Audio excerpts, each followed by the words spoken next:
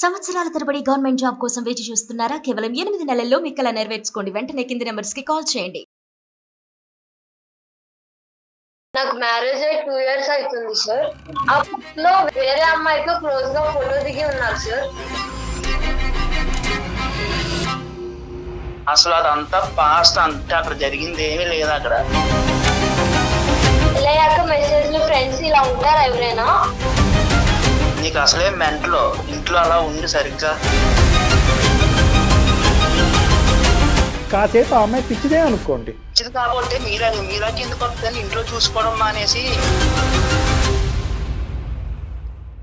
మామూలుగా ఉండదండి చెప్తున్నాను. మీరు చేసినంత చేసి మళ్ళీ పిచ్చి అంటారేంటి? నువ్వు ఆఫీస్కి వెళ్ళినప్పుడల్లా ఫోన్ కాల్స్ మాట్లాడుకుంటూ ఉంటారు. నువ్వు నా ఫ్రెండ్ అనుకుంటూ మెసేజ్లు పంపించుకుంటారు. మరి రమేష్కి అది ఓకే అయితే కనుక మాకు ఓకే. నా బతుకు ఎలా అయిపోయిందంటే 2 పెద్దల మధ్య శాండ్విచ్ లా అయిపోయిందండి నా బతుకు. ఇప్పుడు అటు పక్కనేమో ఆ పిల్లేమో నాతో మాట్లాడకుండా అది బతకలేను, నా బ్యాడ్ డిప్రెషన్ వచ్చాక నువ్వు ఒక్కడే నాకు అంటది. ఇక్కడ ఈ పిల్లేమో అనుమానం వచ్చేది. నువ్వు పదే ప్రశ్నించేటటువంటి నీ భార్య దెయ్యమా, లేదంటే అవతల సైడ్ ఉండేటటువంటి అమ్మాయి నిన్ను వదలకుండా, నీ ఫ్రెండ్షిప్ వదలకుండా నేను ఉండలేను, నువ్వు నన్ను వదిలేస్తే నేను చచ్చిపోతాననే అమ్మాయి దెయ్యం. ఇప్పుడు ఈ రెండిట్లో ఏది వదిలేయటం నీకు ఈజీ? ఇద్దరు దెయ్యాలనేనండి, కానీ ఆ పిల్లల్ని ఈజీగా వదిలించుకోవచ్చు అండి నా ఫ్రెండ్. కానీ ఆ ఫ్రెండ్ నన్ను వదలట్లేదు కదండి, ఇంకా దెయ్యంలో పట్టుకు తీడుతుందని. నిజంగా మొగుడికి తెలిస్తే కనుక ఇదే యాటిట్యూడ్ కంటిన్యూ అవుతుందా? నీకు బంగారం లాంటి భార్య వచ్చింది, నువ్వు శాండ్విచ్ అనుకో, నువ్వు ఒక్క అమ్మాయి చేతిలో నలిగిపోతున్నావు, నీ భార్య చేతిలో నువ్వేం నలిగిపోవట్లే. అందమైన జీవితం కార్యక్రమానికి స్వాగతం. నమస్తే డాక్టర్ గారు. నమస్తే జయ గారు. శ్వేత అని ఒక అమ్మాయి మనకి మెయిల్ చేస్తుందండి. శ్వేత అనుమానం పెనుభూతం. ఆ అనుమానం ఎలా అంటే ఎవరికి వారు విడిపోయి సపరేట్ అయిపోయేదాకా కూడా తీసుకెళ్ళిపోతుంది. సో శ్వేత అలాంటి ఇష్యూనే మన దాకా తీసుకొచ్చింది డాక్టర్ గారు. కాల్ చేసేస్తానండి ఒకసారి. తప్పకుండా.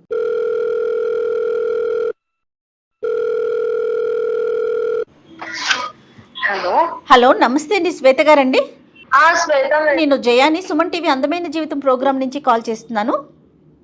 మేడం. ఎస్, మీరు పంపించిన మెయిల్ చూసానండి. నాతో పాటు డాక్టర్ కళ్యాణ్ చక్రవర్తి గారు కూడా ఉన్నారు స్టూడియోలో. ఒకసారి అమ్మ శ్వేత, నమస్తే అమ్మా. నమస్తే సార్. చెప్పినన్నా ఏంటి సమస్య, ఎవరిది? నాకు మ్యారేజ్ అయ్యి 2 ఇయర్స్ అవుతుంది సార్. నీది అరేంజ్డ్ మ్యారేజా, లవ్ మ్యారేజా, ఏంటి? మీ వారు ఏం చేస్తుంటారమ్మా శ్వేత? తను సాఫ్ట్వేర్ జాబ్ లో చేస్తారు మ్యామ్. మీరేం చేస్తుంటారు? నేను పెళ్లికి ముందు జాబ్ చేశాను మ్యామ్, తర్వాత మానేశాను. Okay okay right. ఓకే, అతనైతే ఐటీ, నువ్వైతే హౌస్ వైఫ్. 2 ఇయర్స్ అయింది మ్యారేజ్ అయ్యి, అరేంజ్డ్ మ్యారేజ్. ఇప్పుడు ఏం సమస్య అమ్మా? ఒక రోజు మా ఫ్రెండ్ ఫోన్ చేసి ఒక పిక్ పంపించింది సార్. మీ ఫ్రెండ్ ఎవరికి, నీకు పంపించిందా? అవును సార్, నాకే పంపించింది. ఆ పిక్ మీ హస్బెండ్ కదా అనేసి అడిగింది. ఆ పిక్ లో వేరే అమ్మాయితో ఫోటో దిగి ఉన్నారు సార్. వేరే అమ్మాయితో క్లోజ్ గా ఫోటో దిగి ఉన్నారు సార్. మీ వారి ఫోటో అది? మా వారిని సార్. ఆ అమ్మాయికి ఫేస్బుక్ లో దొరికిందంట మేము. మీ ఫ్రెండ్ నీకు ఎట్లా, నీ క్లాస్మేటా లేకపోతే మీరు ఒక ఊరు వల్ల? ఎవరు ఆ అమ్మాయి? ఎవరు? Classmate ma'am. ఎంతకాలం అయింది ఇది ఫార్వర్డ్ చేసి? ఒక 2 months అవుతుంది సార్. 2-3 ఫోటోస్ ఉన్నాయి సార్. ఒకే అమ్మాయితోనా? ఒకే అమ్మాయితో సార్. అంటే అవి చూసినప్పటి నుంచి నా బ్రెయిన్ అసలు ఏం పనిచేయట్లేదు సార్. నాకు ఏం చేయాలో అసలు ఏం అర్థం కావట్లేదు. ఎవరికి చెప్పాలో, ఏం అడగాలో, నా పరిస్థితి ఏంటో నాకే అర్థం కావట్లేదు సార్. ఎవరు పెట్టారంటే ఫేస్బుక్ లో? అది ఫేస్బుక్ లో ఆయనే పెట్టారంటే సార్. నేను అడిగాను ఆయన్ని, అవి పెళ్లికి ముందు ఫొటోస్ అని చెప్తున్నారు సార్. పెళ్లికి ముందు ఫొటోస్ అని చెప్తున్నారు, కానీ నాకు అవి చూసినప్పటి నుంచి ఇంకా అనుమానం ఎక్కువ అవుతుంది సార్. అంటే ఎట్లా అనుమానం ఎక్కువ అవుతుందా? సరే పెళ్లికి ముందు అని చెప్పారు కదా, ఇంకెందుకు నీకు అనుమానం? నేను ఫోన్ చెక్ చేశాను మ్యామ్, కాల్స్ ఇప్పుడు కూడా ఉన్నాయి మ్యామ్, కాల్స్ మెసేజెస్. ఇప్పుడంటే రీసెంట్ కాల్స్ కూడా ఉన్నాయమ్మా? ఉన్నాయి సార్. అందుకే నాకు చాలా భయంగా ఉంది సార్. ఇవి ఎవరికి చెప్పాలో ఏంటో ఏం అర్థం కావట్లేదు. సరే, మా వరకు చెప్పావు కాబట్టి ఆలోచిద్దాము. దాని గురించి అంత భయపడి బెదిరిపోవాల్సిన అవసరం లేదు. ఫోటోలు అయితే పాతవే అని నమ్ముతున్నావు, కానీ కాల్స్ మెసేజెస్ అయితే కనుక రీసెంట్గా ఇప్పటి వరకు ఉన్నాయి కాబట్టి ఇప్పటికి కూడా వాళ్ళు అదే పరిధిలో ఉన్నారనేది నీ భయము, ఆలోచన, అనుమానం. మరి మీ భర్తను అడిగావమ్మా? అడిగాను సార్. ఏమన్నాడు అతను? అతని పేరమ్మా? రమేష్ సార్. శ్వేత రమేష్ ఏమన్నాడమ్మా అలా అడిగితే? పెళ్లికి ముందు ఫొటోస్ అని చెప్తున్నాడు సార్. సరే ఫొటోస్ అయితే పెళ్ళికి ముందు, మరి కాల్స్ ఇవన్నీ ఎందుకట మాట్లాడుతున్నారు ఇప్పటికి? అవన్నీ ఏం చెప్పట్లేదు మ్యామ్ సరిగ్గా. నాకు గొడవపడి ఇప్పుడు ఏం మాట్లాడట్లేదు సార్. నాకు నేను అడగడం తప్పు అంటున్నారు. అది సో క్లారిటీ ఇవ్వకపోగా నీతో మాట్లాడటమే తప్పు తగ్గించేశారు, అంటున్నాడు. నువ్వు అడగటం తప్పని అంటున్నారు. అవును సార్. పోనీ అట్లీస్ట్ ఇప్పుడు ఏమీ లేదనేది అయితే బలంగా చెప్తున్నాడు కదా, ఇది ఒకనాటి అంశం, ఇప్పుడు కాదు పెళ్లికి ముందు అనేది. పోనీ ఆ పెళ్లికి ముందు ఎంతకాలం ఆ ప్రయాణం జరిగింది, తన పాస్ట్ లవ్ స్టోరీ గురించి ఎప్పుడన్నా చెప్పాడా నీకు? అలాంటిదేం నాకు చెప్పలేదు సార్. మరి ఇప్పుడు ఏంటమ్మా పరిస్థితి ఏంటి? ఇప్పుడు ఏమని చెప్పాలనుకుంటున్నావు? మమ్మల్ని ఏం చెయ్యాలని ఆశిస్తున్నావు? ఆ మెసేజ్లు అవన్నీ చూసిన తర్వాత నేను ఎలా నమ్మాలి సార్? నాకేం అర్థం కావట్లేదు. ఈ విషయాల గురించి మా ఇంట్లో వాళ్ళకి చెప్తే వాళ్ళు నువ్వే ఏదో ఒకటి చెయ్యి అనేసి చెప్తున్నారు సార్. నువ్వే మార్చుకోవాలి అనేసి అంటున్నారు సార్. పేరెంట్స్ వరకు తెలిసినా కూడా వాళ్ళ దగ్గర నుంచి పెద్ద హెల్ప్ లేదు నీకు. అవును సార్. నేను నువ్వే ఎలా adjust- నమ్మాలి సార్ ఆయన్ని? ఇప్పటి వరకు మెసేజ్లు కాల్స్ వెళ్తున్నాయి. మరి మాట్లాడుతున్నాడు, మెసేజెస్ లో కమ్యూనికేషన్ ఉన్నాడు అనేటటువంటిది ఈ రోజు వరకు అంశమా? ఇంకా ఇప్పటికి కూడా అతను ఫోన్ చెక్ చేస్తే అవే బయటపడుతున్నాయా? లేదు సార్, ఆ రోజు గొడవ అయినప్పుడే చెక్ చేశాను సార్. ఇంకా అప్పటి నుంచి ఆయన ఫోన్ కూడా ముట్టుకోలేదు సార్. అంటే 2 months బ్యాక్. అవును sir, 2 months back ma'am. Okay. Okay, so communication అయితే కట్ అయిపోయింది కాబట్టి అది జరుగుతుందో లేదో నీకు అర్థం కాని పరిస్థితిలో జరుగుతుందేమో అని నమ్ముతున్నావు, అంతే కదమ్మా? అవును సార్, నాకు ఏం చేయాలో ఏం అర్థం కావట్లేదు సార్. మిగతా అన్ని విషయాలు ఓకేనమ్మా? నీకు ఇంట్లోకి డబ్బులు ఇవ్వటం కానీ, మంచి చెడు చూడటం కానీ? Okay ma'am. అవన్నీ ఆ అమ్మాయితో మాట్లాడటానికి కానీ, అవతల ఆ అమ్మాయి ఎవరు కనుక్కోవటానికి ఏమైనా ప్రయత్నం చేసావా నీ భర్త నీతో మాట్లాడినటువంటి ఈ టైంలో?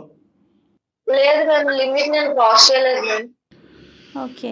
ఓకే, ఈ అమ్మాయి లోకజ్ఞానం కూడా చాలా తక్కువ తక్కువ అన్నట్టు అనిపిస్తుంది. అనిపిస్తుంది అమ్మా. ఎందుకంటే ఎందుకంటే అమ్మాయి సరిగ్గా ఎక్స్ప్రెస్ కూడా చేయలేకపోతుంది ఎక్స్ప్రెస్ కాబట్టి. చేయలేకపోతుంది, అమాయకత్వాన్ని చూపెడుతుంది, ఎవరికి చెప్పాలో తెలీదు, తల్లిదండ్రులకు చెప్తే కనుక సర్దుకుపోమని అంటున్నారు. అంటే కన్ఫ్యూజన్ స్టేటస్ కూడా ఒకటి వచ్చేస్తుంది కదా ఈ డాక్టర్ 2 గారు. నెలలకు ముందు ఆగిందా, ఇప్పటికీ నడుస్తుందా? ఆ అబ్బాయి అన్న అట్లీస్ట్ కూర్చుని ఈ అమ్మాయికి నచ్చజెప్పే విధంగా కానీ, లేదంటే ఇంకేమన్నా ఉంటే కనుక అది ఆనెస్ట్గా ఒప్పుకుంటే కనుక ఈ అమ్మాయి మాకు ఈమెయిల్ పంపించి మాతో మాట్లాడటానికి ప్రధానమైనటువంటి ఇష్యూ ఏంటి? ఇక్కడ ఏం చేయగలం మేము?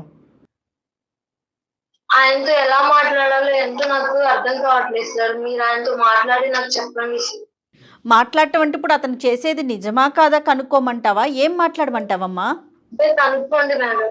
సరే అది సరే అదే మీరు అన్నట్లుగా అమ్మాయి ఎక్స్ప్రెస్ చేయలేకపోతుంది. రైట్, ఒకసారి మాట్లాడదాం అయితే, తప్పకుండా మాట్లాడదాం. పెద్ద సమస్య కాదు, అంత బెంగపడద్దు, బాధపడద్దు, భయపడద్దు. ఓకేనా?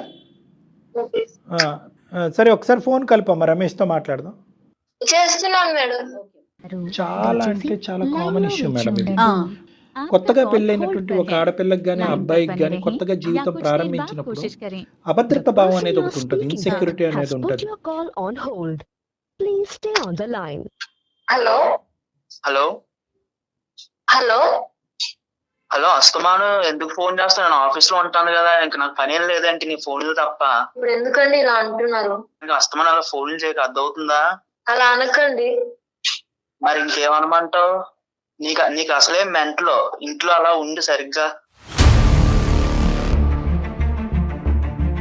ఫోన్లు చేయక అస్తమానికి నాకు ఆఫీస్ ప్రెజర్ నీ ప్రెజర్ ఎక్కువైపోతుంది. తెలిసినంత మీరు చేసి ఇప్పుడు ఎందుకు ఇలా అంటున్నారు? ఏం చేశాను? నేను చెప్పాను కదా ఆల్రెడీ, అదంతా పాస్ట్ అని. పెళ్లి అయిన తర్వాత అసలు ఏం చేయలేదని చెప్పాను కదా. నువ్వు నా మాట వినడం మానేసి ఎవరు ఊరు ఇల్లు వాళ్ళు చెప్పిన వాళ్ళు అన్ని వెంట నా మీద పడి తింటున్నావు నువ్వు. అవన్నీ మెసేజ్ ఎందుకండి మరి? అసలు అదంతా పాస్ట్, అంతా ఏమీ లేదు అక్కడ. ఆ అమ్మాయి మెసేజ్లు పెడుతుంది, ఫ్రెండ్లీగా ఉండమని చెప్తుంది, అంతే. అక్కడ జరిగింది ఏమీ లేదు అక్కడ. నేను బాగానే చూసుకుంటున్నాను, బాగానే ఉంటున్నావు కదా, ఇంకేంటి నీ బాధ? కాదు, నాకు అర్థం కావట్లేదు. పెళ్ళయ్యాక మెసేజ్లు ఫ్రెండ్స్ ఇలా ఉంటారా ఎవరైనా? ఇప్పుడు ఆఫీస్ కి వెళ్ళే వాళ్ళకి ఫ్రెండ్స్ అన్నాక ఉండరా, ఇప్పుడు కాలేజ్ కి వెళ్ళే వాళ్ళకి ఫ్రెండ్స్ ఉండరా, అలా కంటిన్యూ అవరా, ఇది అంతే. నువ్వు కూడా ఫ్రెండ్స్ చేసుకోవచ్చు, నలుగురిలో తిరుగుతా, పిచ్చి తగ్గుద్ది నీకు, ఇలా అనుమానాలు అవి తగ్గుతాయి నలుగురిలో తిరుగు. మామూలుగా ఉండదండి, చెప్తున్నాను. మీరు చేసినాక చేసి నన్ను పిచ్చి అంటారేంటి? మరి 2 నెలల నుంచి నేను అదేం లేదని చెప్తుంటే పిచ్చి దగ్గర పట్టుకుని ఏలాడుతుంటే పిచ్చి అనుకుంటే మరి ఇంకేమంటారు? మంచి అంటారా? అన్ని చేసేదేమో మీరు నన్ను పిచ్చి అంటున్నారా? ఆ సీరియల్స్ ఉంటాయి చూడు, ఆ సీరియల్స్ చూడడం మానేను. ముందు ఆ సీరియల్స్ కొంచెం నీకు బుర్రలో పిచ్చి ఎక్కిపోతున్నా, అర్థమవుతుందా? అత్త కోడలు గొడవలు, ఆ మగుడు పిల్లల గొడవలు ఇవే చూస్తావు సీరియల్స్ లో. మంచి మంచి సినిమాలు చూడడం మానేసి అన్ని తీసుకొచ్చి నా మీద రుద్దుతావు. ఆ ఆఫీస్ లో నా గొడవ ఒకటే, ఇంటికి వస్తే నీ గొడవ ఒకటే. బుర్ర ఉండాలి కొంచెం అన్నాను నీకు. 2 నెలల నుంచి చెప్తున్నాను, అసలు నీకు అర్థమే కావట్లేదు ఏమి. ఏమనండి చెప్తున్నారు? 2 నెలల నుంచి మీరు గొడవ పడుతున్నారు, అది మీకు అర్థమవుతుందా? గొడవ పడేది ఎవరు, నువ్వా నేనా? అది తెలుసుకో ఫస్ట్. నీకు అది ఉంది, ఈ సంబంధం ఉంది, గొడవ పడేది నువ్వు నేనా? మళ్ళీ నన్ను అంటూ అటు తిరిగి ఇటు తిరిగి చేసినట్టు చేసి ఇప్పుడు చెప్తున్నారా? రమేష్ గారు నమస్తే అండి. రమేష్ గారు, హలో హలో రమేష్ గారు నమస్తే అండి. సారీ అండి, మేము బ్యాక్ ఎండ్ లో ఉండి మీ మాటలన్నీ వింటూ ఉన్నాం. నేను సుమన్ టీవీ అందమైన జీవితం ప్రోగ్రామ్ నుంచి జయానండి. చెప్పండి. నాతో పాటు డాక్టర్ కళ్యాణ్ చక్రవర్తి గారు కూడా ఉన్నారు. శ్వేత, మీ పర్మిషన్ తీసుకోకుండా మీతో మాట్లాడుతున్నాం, మరోలా అనుకోవద్దు. శ్వేత మమ్మల్ని అప్రోచ్ అయింది, మా కార్యక్రమానికి తను ఒక చిన్న లెటర్ రాసింది, మెయిల్ పెట్టింది. ఏమండి, ప్రపంచంలో బోల్డ్ కుటుంబాలు, ఒక్కొక్క కుటుంబానికి ఒక్కొక్క సమస్య. ఇక్కడ ఏమీ లేనిది పిచ్చిదాని సమస్య మీకు ఒక పెద్ద సమస్య. సరే సరే, అది పిచ్చి సమస్య మంచి సమస్య అది మాట్లాడదాం, కానీ సమస్య కదా నాన్న రమేష్, అది ఎవరి సమస్యలకి ఎక్కువ కదా. నాకు బోల్డ్ సమస్యలు ఉన్నాయండి, ఇవన్నీ చెప్పుకుంటా కూర్చుంటే ఎవరు తీరుతారు? ఆ బోల్డెన్ సమస్యలు ఏమండి? ఒకటి రమేష్ గారు, అన్ని బోల్డెన్ సమస్యలు వినే ఓపిక ఓర్పు సహనం మాకు లేదు, అంత టైం కూడా లేదు. లేనప్పుడు మేము చెప్పమని మిమ్మల్ని బలంతో పెట్టడం. ఇక్కడ సమస్య ఇద్దరిది కాబట్టి, ప్రధానంగా శ్వేతది సమస్య కాబట్టి తన తరపుని మిమ్మల్ని మాట్లాడాలని అనుకుంటున్నా, కానీ రమేష్ నీ సమస్యలు ఏంటి బాబు అని మేము అడగలేదు, అడగదలుచుకోలేదు. కాసేపు ఆ అమ్మాయి పిచ్చిదే అనుకోండి, కానీ ఈ అంశాల గురించి అమ్మాయి పిచ్చిదే మీకు తెలియట్లేదు. పిచ్చిది కాబట్టి మీరా కిందకు వస్తాను ఇంట్లో చూసుకోవడం మానేసి అక్కర్లేదమ్మా నాన్న. నువ్వు రమేష్ కొద్దిగా మాటలు జాగ్రత్త. మేము అనేది ఏంటంటే, మాకు చేసే వాళ్ళందరూ పిచ్చి వాళ్ళు ఏమీ కాదు, మతిస్థిమితం మతి భ్రమించినటువంటి వాళ్ళు కాదు. జీవితంలో కొన్ని అంశాల్లో ఓడిపోయి కొన్ని సాధక బాధకాలు తట్టుకోలేక ఏ దిక్కును చెప్పుకోవాలో తెలియక మా వరకు చేరినటువంటి బాధితులు. చెప్పుకోవాలో తెలియపోతే వచ్చి రోడ్డు మీద స్టూడియోస్ లో కూర్చొని చెప్పుకుంటారండి, ఇంట్లో చెప్పుకోవడం మానేసి. కాదు, ఇప్పుడు ఏం చేద్దాం అంటావు? సరే, స్టూడియో వరకు వచ్చింది. నా ఆఫీస్ లో బోర్డు ప్రెజర్లు ఉంటాయండి, మా మేనేజర్ రోజుకో ప్రాజెక్ట్ చేయమంటారు, నేనే స్టూడియోలో కూర్చొని చెప్పుకోనండి అవన్నీ. అది నెక్స్ట్ ఎపిసోడ్ లో మాట్లాడుకుందాం. అప్పుడు నువ్వు కూడా స్టూడియోలోకి వచ్చి మాట్లాడదు. చూడలేదు, ఇప్పుడు కూర్చుందిగా ఇప్పుడే చెప్పండి నాకు ఇప్పుడు ఏం చేయాలి. అసలు ప్రాబ్లం ఆ అమ్మాయిది కాదండి, నాది ఆ ప్రాబ్లం. రైట్ వింటున్నారండి? నువ్వు ఆగితే మేము మాట్లాడదాం అని చెప్పి నేను మాట్లాడండి. ప్రాబ్లం ఆ అమ్మాయిది కాదండి, నాదండి ఇక్కడ ప్రాబ్లం. సమస్య ఏంటంటే, వెరీ గుడ్. విను ఒక్క నిమిషం రమేష్, వింటావా? సమస్య ఇద్దరిది కాబట్టి మీకు ఫోన్ చేసాం. నువ్వు తప్పు చేసావనో నువ్వు నేరస్తుడు అనేటటువంటి మాట మేము అనలేదు, అనం కూడా. ఎందుకంటే కనుక మాకు ఇప్పుడుకొచ్చి నిజ నిజాలు ఏంటి అనేది మాకు తెలియదు. ఆ అమ్మాయి తరపున మేము ఏమీ మాట్లాడట్లేదు. ఒక సిచ్యువేషన్కి ఒక క్లారిటీ తీసుకొస్తే ఈ 2 years పాటు జరిగినటువంటి మీ ప్రయాణం సాఫీగా స్మూత్గా ముందుకెళ్ళి నలుగురు మధ్యలో పరువు పోకుండా ఉండేటటువంటి విధంగా చేసేటటువంటి ప్రయత్నమే మా ప్రయత్నం. ఇప్పుడు నేను బాధితుడిని అంటున్నావు కదా, నువ్వు ఎలా బాధితుడు అనేటటువంటిది మేము ఎక్కడ మిమ్మల్ని బ్రేక్ చేయం, ఆపం. నువ్వు ఎలా బాధితుడు, నువ్వు ఎలా ఇబ్బంది పడుతున్నావు నీ వర్షన్ చెప్పు, మేము వింటాం. పెళ్ళి 2 years అయిందండి, అందంగా ఉండాలి కదండి. ఎవరో వాళ్ళ ఫ్రెండ్ అంటండి ఏదో ఫేస్బుక్ లో ఫోటోలు పంపిందంటండి. ఎవరు ఫోటోలు అవి? అనుమానం. ఎవరు ఫోటో? నాదిను నా ఫ్రెండ్ దండి. ఈ మాది పట్టుకొని ఇంక నాకు ఏదో లింక్ ఉంది అంటుందండి. ఏదో బీటెక్ లోనే ఎప్పుడో అక్కడ లవ్ లో ఉన్నావండి, ఫోటోలు దిగా అప్లోడ్ చేసాం. అదంతా అయిపోయింది, అప్పుడే అయిపోయింది. ఆ అమ్మాయికి నాకు ఇప్పుడు అసలు నేను అమ్మాయితో అంత క్లోజ్ గా కూడా లేను. అప్పుడప్పుడు అమ్మాయి ఫోన్ చేసి మెసేజ్ పడుతుందండి. నేను అమ్మాయికి చెప్పాను ఆల్రెడీ పెళ్లి అయిపోయింది వదిలేయమని. కానీ ఆ అమ్మాయి ఏంటంటే, అమ్మాయికి అంటే ఇష్టం అంటండి. కొన్ని ఫ్రెండ్లీగా ఆయన ఉండు, నువ్వు తప్ప నాకు ఇంకెవరు తెలుసు, ఫ్రెండ్షిప్ కోసం దానిలోనే ఉండని చెప్పేసి ఆ అమ్మాయి అస్తమానం మెసేజ్లు పెట్టడం, అది పెట్టడం ఇది పెట్టడం చేస్తా ఉంటదండి. కాదు నువ్వు అమ్మాయికి చెప్పావా నాకు ఇలా పెళ్లి అయింది, ఇప్పుడు మెసేజ్లు పెడితే కనుక నా భార్యతోని నాకు గొడవలు అవుతున్నాయి, గొడవలు అవ్వచ్చు అన్నట్టుగా చెప్పావా? నేను ఆల్రెడీ అమ్మాయికి అన్ని చెప్పానండి. అమ్మాయి జస్ట్ ఫ్రెండ్స్ కోసం అంతే, ఏమీ కాదని చెప్పి అలా కాదు. ఇప్పుడు ఓన్లీ ఫ్రెండ్స్ జస్ట్ ఫ్రెండ్షిప్ అయినా కూడా ఇక్కడ భార్యాభర్తల మధ్యన ఎవరు ఆలోచన శైలి ఎలా ఉందో అనేది మనకు తెలీదు. కొంతమంది బ్రాడ్ గా ఆలోచించవచ్చు, కొంతమంది నేరోగా ఆలోచించవచ్చు. అందులో ఏంటంటే నీ భార్యకి పెద్ద అంత లోకజ్ఞానం అంత ఇంగితం ఉన్నట్టుగా నాకు అనిపించట్లేదు. ఆ అమ్మాయి కొద్దిగా నేరో మైండ్, ఆ అమ్మాయి ప్రపంచం చాలా చిన్నది అన్నట్టు అనిపిస్తుంది. అందులో అనుమానాలు రావడానికి అవకాశం ఎక్కువ ఉంటుంది. అది 2 years బట్టి నువ్వు కూడా 2 years బట్టి నువ్వు బాగా పసిగట్టి ఉండొచ్చు ఈ అమ్మాయికి లోకజ్ఞానం తక్కువనే. అలాంటప్పుడు అమ్మ మహాతల్లి నువ్వు దూరంగా ఉండు, ఫ్రెండ్షిప్ కాస్త అయిపోయింది, ఇప్పుడు అవి ఏమీ వద్దు, ఈ మెసేజ్లు ఏమాత్రం నా భార్య చూస్తే ప్రాబ్లం అవుతుందని మీరు కొద్దిగా గట్టిగా వారించుంటే ఆ అమ్మాయి ఆపేసి ఉండేదేమో కదా. ఏమండి, ఇప్పుడు నా ఫ్రెండ్ ఆ అమ్మాయి చచ్చిపోతాను నేను, నాకు బాధలు అయి చెప్పుకోవడానికి నువ్వు తప్ప ఇంకెవరు లేరు, నాకు కాలేజీలో కానీ అంతా నీతోనే కదా, నాకు ఎవరు లేరు, ఫ్రెండ్లీగానే ఉండు, నాకు కనీసం రిఫ్రెష్ గా ఉంటది మైండ్ అని చెప్తుంది. మధ్యలో మీ జీవితం కదా నాశనం అవుతుంది. ఆ అమ్మాయికి మ్యారేజ్ అయిపోయిందా? ఆ అమ్మాయికి మ్యారేజ్ అయిపోయింది, భర్త ఉన్నాడు, 2 పిల్లలు కూడా ఉన్నారండి. అయినా కానీ నీతో మాట్లాడటానికి ఇష్టపడుతుంది. మరి భర్తకు తెలియకుండానే మాట్లాడుతుంది ఆవిడ? భర్త తెలుసో తెలీదో మరి నాకు తెలియదండి. మరి అది చాలా ఇంపార్టెంట్, నువ్వు క్లారిటీ తెచ్చుకోవాలి. ఆ. లేదంటే మీ వైఫ్తో పాటు ఇంకోటి మొదలవుతాడు నీ వెనకాతల పట్టానికి. ఇప్పుడు మీ వైఫ్ అంటే ఇంటి వ్యవహారం, అది పర్లేదు. ఎందుకురా బాబు నా భార్యతో తెలియకుండా మాట్లాడుతున్నావు అని చెప్పి అక్కడ ఆవిడకో 2 వాయించి నీ మీదకి వచ్చాడు అనుకో, పరిస్థితి ఇంకో విధంగా ఉంటుంది. ఇప్పుడు మీ వైఫ్ కాబట్టి మీరు 100 సార్లు పిచ్చిదానివి అంటున్నారు. ఎవరు ఊరుకుంటారండి తన ముందు మీరు అట్లా మాట్లాడుతూ ఉంటే? ఎప్పుడైతే మ్యారేజ్ అవుతుందో రమేష్కి ఎంతైతే ఫ్రెండ్ అవుతుందో ఆ అమ్మాయి శ్వేతకు కూడా అంతే ఫ్రెండ్ అవ్వాలి, మన ఇంటికి తీసుకురావాలి, పిలిపించాలి, మాట్లాడుకోవాలి, ఒక కామనాలిటీ కామన్ ఫ్రెండ్ తీసుకురావాలి, అయి ఉండాలి. లిమిటేషన్స్ ఉండాలి. ఒకరికి ఇష్టం లేకుండా ఇంకొకరు పదే కాల్ చేసి మెసేజ్లు పెడితే అది పద్ధతిగా ఉండదు. భార్య దగ్గర నుంచి దాచిపెట్టి ఫోన్ కాల్స్ మెసేజ్లు పెట్టుకుంటే అది పద్ధతిగా ఉండదు. ప్రైవేట్గా బయటకు వెళ్ళి కలిస్తే అది అస్సలు పద్ధతిగా ఉండదు. ఇటువంటి లిమిటేషన్స్ ఫ్రెండ్షిప్ అనేటటువంటిది ఉండొచ్చు, కానీ నేను చెప్పినటువంటి ఈ 4-5 కండిషన్స్ ఉంటేనే అది ఫ్రెండ్షిప్ కింద యాక్సెప్ట్ అవుతుంది. లేదంటే అనవసరమైనటువంటి శ్వేత లాంటి వ్యక్తులకి అనవసరమైనటువంటి అనుమానాలు వస్తాయి. అదే ఫ్రెండ్షిప్ అదే పద్ధతిని శ్వేత కంటిన్యూ చేస్తే కనుక రమేష్కు తెలియకుండా పెళ్ళైన 2 years తర్వాత ఫ్రెండ్షిప్పే, నీ మాటల్లోగా అది ఫ్రెండ్షిప్, ఇంకేమీ ఉండదు. వాళ్ళిద్దరు బయట కలవటం కానీ ఇంకోటి ఉండదు. జస్ట్ అప్పుడప్పుడు నువ్వు ఆఫీస్కి వెళ్ళినప్పుడల్లా ఫోన్ కాల్స్ మాట్లాడుకుంటూ ఉంటారు, నువ్వు నా ఫ్రెండ్ అనుకుంటూ మెసేజ్లు పంపించుకుంటారు. మరి రమేష్కి అది ఓకే అయితే కనుక మాకు ఓకే. అది ఓకే ఎలా అవుతుందని చంపేస్తాను అలాంటినే చేస్తే, అలాంటి ఎలా చేస్తాను పెళ్ళి అయిన మరి నీకో తర్వాత? పుస్తకం అమ్మాయికో పుస్తకం, ఆడవాళ్ళకి ఒక న్యాయం మగవాళ్ళకి ఒక న్యాయం, అది వర్తించదా? న్యాయం కాదండి. మరి- నా బతుకు ఎలా అయిపోయిందంటే 2 బస్ స్టాండ్ పెద్దల మధ్య శాండ్విచ్ లో అయిపోయిందండి నా బతుకు. ఇప్పుడు అటు పక్కనేమో ఆ పిల్లేమో నాతో మాట్లాడకుండా అది బతకలేను, నా డిప్రెషన్ వచ్చేస్తుంది, నువ్వు ఒక్కడే నాకు అంటది. ఇక్కడ ఈ పిల్లేమో అనుమాన పక్షి అండి. ఈ శాండ్విచ్ లో 2 విచ్చులు ఉన్నాయి, అటో దెయ్యం ఇటో దెయ్యం. ఇప్పుడు ఎవరు నీకు పెద్ద ప్రాబ్లం అనేది నువ్వు తేల్చాలి కదా. ఇప్పుడు నువ్వు పదే ప్రశ్నించేటటువంటి నీ భార్య దెయ్యమా, లేదంటే అవతల సైడ్ ఉండేటటువంటి అమ్మాయి నిన్ను వదలకుండా, నీ ఫ్రెండ్షిప్ వదలకుండా నేను ఉండలేను, నువ్వు నన్ను వదిలేస్తే నేను చచ్చిపోతాననే అమ్మాయి దెయ్యమా? ఇప్పుడు ఈ రెండిట్లో ఏది వదిలేయటం నీకు ఈజీ? ఇద్దరు దెయ్యాలనేనండి, కానీ ఆ పిల్లల్ని ఈజీగా వదిలించుకోవచ్చు అండి నా ఫ్రెండ్. కానీ ఆ ఫ్రెండ్ నన్ను వదలట్లేదు కదండి, ఇంకా దెయ్యంలో పట్టుకు పీడింతుందండి. ఇక్కడ ఈ పిల్లేమో నన్ను అర్థం చేసుకోదండి. ఇప్పుడు మీరు చెప్పండి, ఇద్దరు దెయ్యాలే యాక్చువల్ గా. ఒక్కటి నాన్న, ఇద్దరు దెయ్యాలైతే కనుక అది ఎలా అవుతుంది? ఇప్పుడు ఈ అమ్మాయి నిన్ను ప్రేమించి ఇప్పుడు ఇష్టపడి పూర్తిగా 110% నమ్మి నీ దగ్గరకు వచ్చినటువంటి ఒక అమ్మాయి. ఈ అమ్మాయి బ్యాక్గ్రౌండ్లో ఎటువంటి తప్పు లేదు, ఫోర్గ్రౌండ్లో అసలు తప్పు లేదు, ఆ అమ్మాయి మీద ఎటువంటి మచ్చ లేదు. ఆ అమ్మాయికి లోకజ్ఞానం తెలియకపోవటం వల్ల న్యాయంగా ఒకే ఒక ప్రశ్న అడుగుతుంది. ఏం అడుగుతుంది? మా ఆయన అక్రమ సంబంధాలు పెట్టుకుని తిరిగేస్తున్నాడండి అని అనట్లేదు. మా ఆయన నాకు క్లారిటీ ఇవ్వట్లేదండి, మాటలు ఆపేశాడు. ఏ రోజు నుంచి అయితే ఫోటోలుని మెసేజ్లు ఫోన్ కాల్స్ దొరికినాయో ఆ రోజు నుంచి మాటలు ఆపేయటం వల్ల ఈ కథ అక్కడితో ఆగిపోయిందా కంటిన్యూ అవుతుందా అనేది నాకు తెలియట్లేదు అనేది ఒకటి చెప్తుంది. రెండో అంశం ఏంటి? ఎవరైతే నీ ఎక్స్ ఉందో ఈ అమ్మాయికి అంత హెడ్ స్ట్రాంగ్ ఏంటి నాకు అర్థం కాదు, అంత యాటిట్యూడ్ ఏంటి? నిజంగా మొగుడికి తెలిస్తే కనుక ఇదే యాటిట్యూడ్ కంటిన్యూ అవుతుందా? నువ్వు బ్రతకగలవా? ఆ అమ్మాయి బ్రతకగలదా?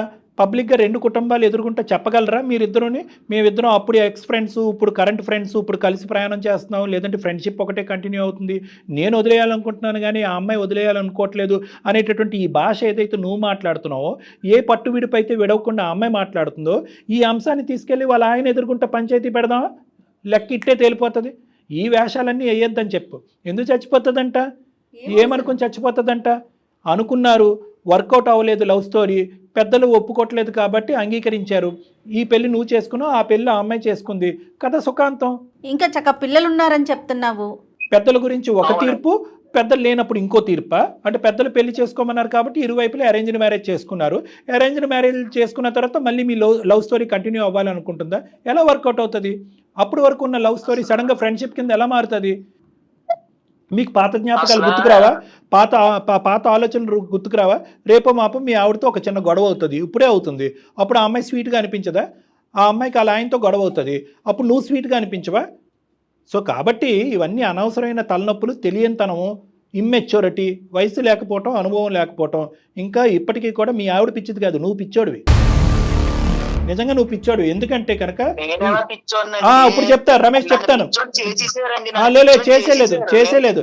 కాదు విను పెళ్ళైన తర్వాత పిచ్చోళ్ళు ఆటోమేటిక్ గా అవుతారండి, వాళ్ళు చేస్తారు నాకు తెలుసు. విను వాళ్ళు చేయటం ఏమి కాదు.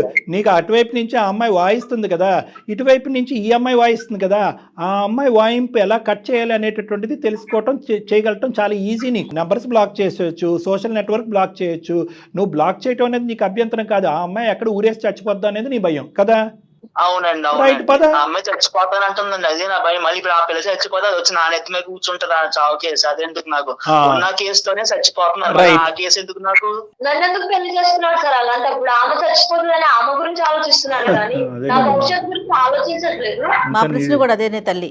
అసలు నా బతుకు ఎలా అయిపోయిందంటే అక్కడ ఆ పిల్లని వదిలించుకోవాలని ఇక్కడ ఈ మట్టి పొరకు నేను చెప్పలేని, ఈ పిల్లకి చెప్పిన అర్థం కాదు. అమ్మాయి మట్టి బొర్ర అయితే నీది పెంట బొర్ర. ఏం మాట్లాడుతున్నావు? ఎందుకు ఆ మాటలు ఎందుకు?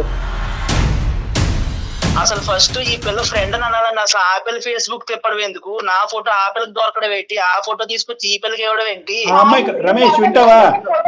ఫేస్బుక్ లో పెట్టి మీరు అలానే అంటారా? ఊరుకొని ఉంటారా? మీరు చెప్పండి. మీలాగా నేను కూడా ఫోటోలు దిగి ఫేస్బుక్ లో పెడతాను. ఫేస్బుక్ లో పెట్టడం అంటే అడుగుతామండి ముందు. చెప్పండి, ఇన్నిసార్లు పిచ్చిదాని అంటున్నారు కదా, మిమ్మల్ని చేసుకొని నిజంగానే పిచ్చిదాని అయిపోయా. అంట నోటుకు వచ్చినట్టు మాట్లాడతా. నువ్వు చక్కగా ఎంజాయ్ చేస్తున్నావు అమ్మాయితో మాట్లాడుకుంటా. ఎంజాయ్ ఏం ఎంజాయ్? పక్కన ఏదో పక్క నువ్వు శాండ్విచ్ అయిపోయింది నా బతుకు. ఏం ఎంజాయ్ ఉంది ఇక్కడ నా బతుకులో? తర్వాత బ్యాండ్విచ్ అవుతుంది. కానీ నిజంగా నువ్వు అమ్మాయిని లవ్ చేసేటట్టయితే కనుక ఆ అమ్మాయిని పెళ్లి చేసుకోలేకపోయావా? ఈ అమ్మాయిని ఎందుకు ఈ అమ్మాయిని 2 years బ్యాక్ పెళ్లి చేసుకుని అందరినీ మోసం చేస్తున్నావు? ఇంట్లో ఒప్పుకోలేదండి. ఒప్పుకోకపోతే అది నీ దొరద, నీ ప్రాబ్లము, నీ చేతకాంతనం. ప్రేమించిన వాడు పెళ్లి వరకు ఆ అమ్మాయిని తీసుకెళ్ళలేకపోయావు కాబట్టి నువ్వు తప్పు అనేటటువంటి కళ్ళలో ఉన్నావు కాబట్టి, పరిధిలో ఉన్నావు కాబట్టి తప్పును అంగీకరించాలి. సరే, ఇప్పుడు నువ్వు తప్పు చేసావని మేము అనట్లేదు. కనెక్షన్ అయితే తెగదెంపు చేసుకోలేకపోతున్నాను ఎందుకంటే ఆ అమ్మాయి నన్ను హింస పెడుతుంది, నా ప్రాబ్లంకి సొల్యూషన్ చెప్పండి అని నువ్వు మమ్మల్ని అడగాలి.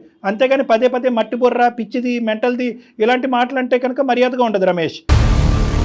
నీ సమస్యకు కూడా పరిష్కారం చెప్తాం. ఆ అమ్మాయి పిచ్చి పిచ్చిగా మాట్లాడితే కనుక ఆ అమ్మాయితో మేము ఇప్పుడే ఫోన్ కలిపి ఆ అమ్మాయి సంగతి ఏంటో అనేది చెప్తాం. ఎందుకు చచ్చిపోతుందంట? పెళ్లి చేసుకుని 2 పిల్లలు కనుక చచ్చిపోవటానికి పాత ప్రేమలు గుర్తు తెచ్చుకుని చేసేటటువంటి దొంగ పనులు ఆ అమ్మాయికి కూడా మేము బుద్ధి చెప్తాం. నువ్వు ఆ అమ్మాయి విషయంలో ఏమీ ఆలోచించవలసినటువంటి అవసరం లేదు రమేష్. నీకు బంగారం లాంటి భార్య వచ్చింది. నువ్వు శాండ్విచ్ అనుకో, నువ్వు ఒక్క అమ్మాయి చేతిలో నలిగిపోతున్నావు, నీ భార్య చేతిలో నువ్వేం నలిగిపోవట్లే. మీలాగా నేను చేస్తే మీరు ఊరుకోనే ఉంటారా చెప్పండి? మీలాగా నేనేం తిరగట్లేదు. అసలు ఆ చేయటమే తప్పంటే మళ్ళీ అతనిలాగా చేయటం ఏంటంటావు నువ్వు ఒకదానివి?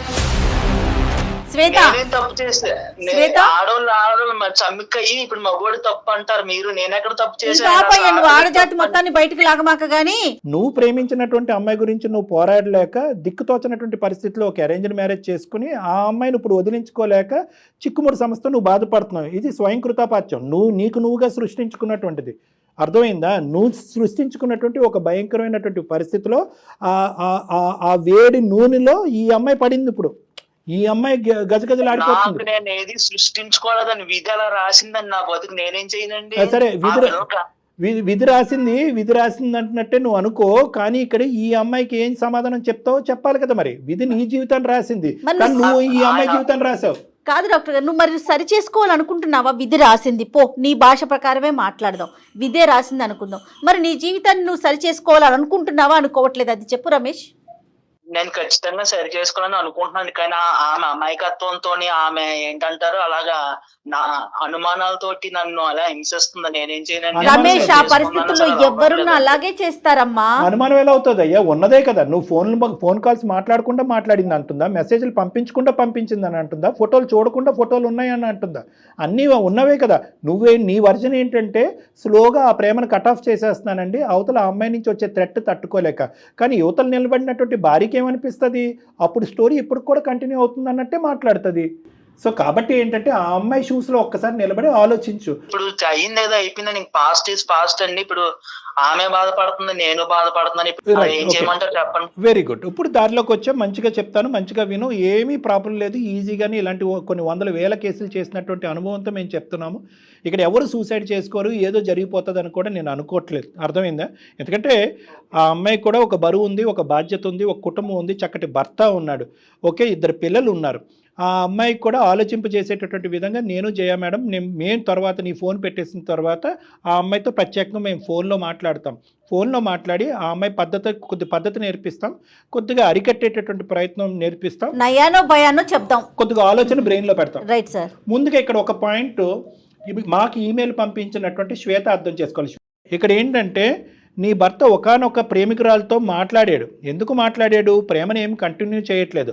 అవతల వైపు ఆ అమ్మాయి పెట్టేటటువంటి థ్రెట్ భరించలేక ఆ అమ్మాయి నో అని ఒకేసారి కట్ చేసేస్తే ఎటువంటి అఘాయిత్యానికి పాల్పడుతుందో అనేటటువంటి భయంతో అతను స్లోగా కట్ చేసేటటువంటి ప్రయత్నం చేస్తూ ఈ లోపలే ఈ ఫోటోలు బయటపడి ఆ మెసేజ్లు ఫోన్ కాల్స్ నీకు కనిపించడం జరిగింది. కాబట్టి నీ భర్త పెళ్ళయిన తర్వాత నీతో సిన్సియర్గానే ఉన్నాడు. ఫస్ట్ నువ్వు ఆ మెంటల్లీ అది తీసేసాయి. ఎటొచ్చి ఈ అమ్మాయితో ఫ్రెండ్షిప్ లేదు, రిలేషన్షిప్ లేదు, ఇది మొత్తం ఎలా కట్ చేయాలి అనేటటువంటిది పెద్దలుగా మేము ఆలోచిస్తాం. అర్థమైందా? అర్థమైంది సార్. ఇప్పుడు ఇవన్నీ నమ్మొచ్చా సార్ ఆయన చెప్పినవన్నీ? అది చెప్తాను, వినండి. నమ్మచ్చమ్మా, నమ్మచ్చు. ఎందుకంటే దానికి సంబంధించినటువంటి ఎంక్వైరీ కానీ దానికి సంబంధించినటువంటి బ్యాక్గ్రౌండ్ వర్క్ కానీ మేము కూడా చేస్తాము.